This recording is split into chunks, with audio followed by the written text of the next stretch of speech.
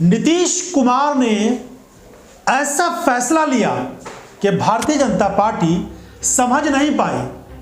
तो क्या बिहार में एक बार फिर से ऑपरेशन कमल का कोई ऐसा रूप काम कर रहा था जिससे कोशिश ये बन रही थी कि वहां पर नीतीश कुमार की जो ये पूरी सरकार चल रही है वो सरकार ही गिर जाए।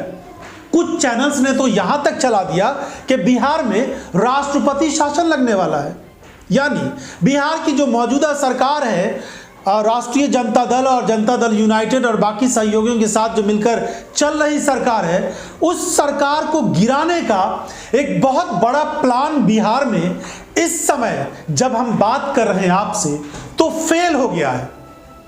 क्योंकि बिहार में सीधे तौर पर भारतीय जनता पार्टी की इतनी गहरी नजर है कि अगर बिहार की 40 सीटों में कुछ गड़बड़ी हुई तो हिंदी पट्टी के बाकी राज्यों में भी उसकी दाल नहीं गलने वाली है।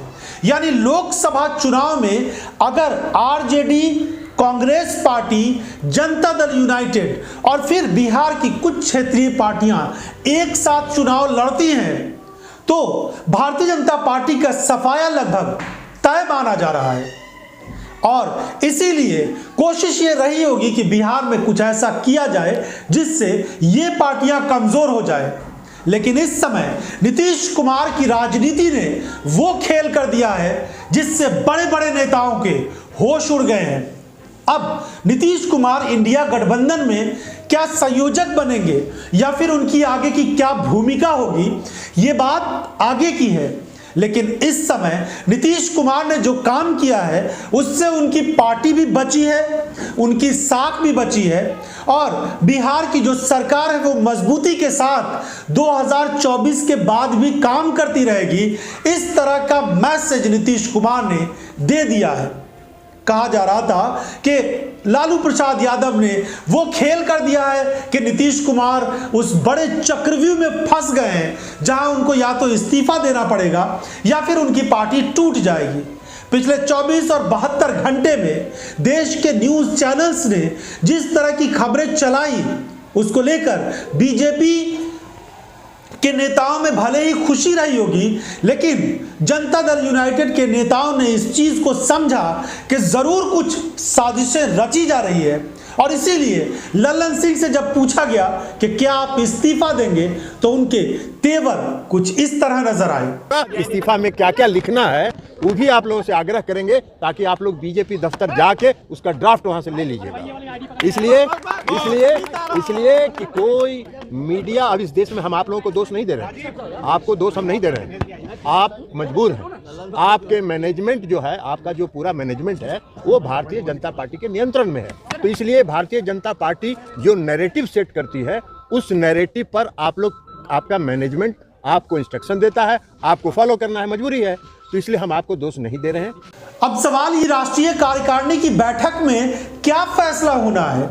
नीतीश कुमार क्या अपनी पार्टी को लेकर बहुत बड़ा फैसला करने वाले हैं, बहुत बड़ा मैसेज देने वाले हैं, या फिर पार्टी में जो टूट फूट की कुछ खबरें आ रही थी उन सबको विराम लगाते हुए आगे की रणनीति बनाएंगे। इन सब चीजों पर जेडीयू में एक तरह से फैसला भी हो चुका है। राष्ट्रीय कार्यकारिणी में कुछ और बातें होंगी, मगर आगामी लोकसभा चुनाव को लेकर आगे की रणनीति पर बिहार की ये पार्टियां काम कर रही हैं। बिहार में 40 सीटें हैं, उत्तर प्रदेश में 80 लोकसभा की सीटें हैं। 120 सीटों पर बीजेपी को अगर जरा भी नुकसान होता है तो प्रधानमंत्री नरेंद्र मोदी का पीएम बनने का सपना यहीं से चकनाचूर हो सकता है। इस समय देश में ज्यादातर लोगों की आम राय यह है कि प्रधानमंत्री नरेंद्र मोदी तीसरी बार इस देश के प्रधानमंत्री पीएम बन जाएंगे, इसमें उनको कोई शंका नहीं लगती।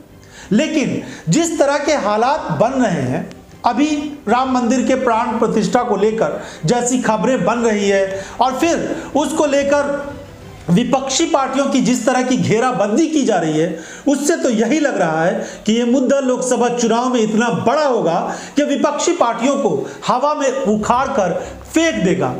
मगर ये इतना आसान भी नहीं है।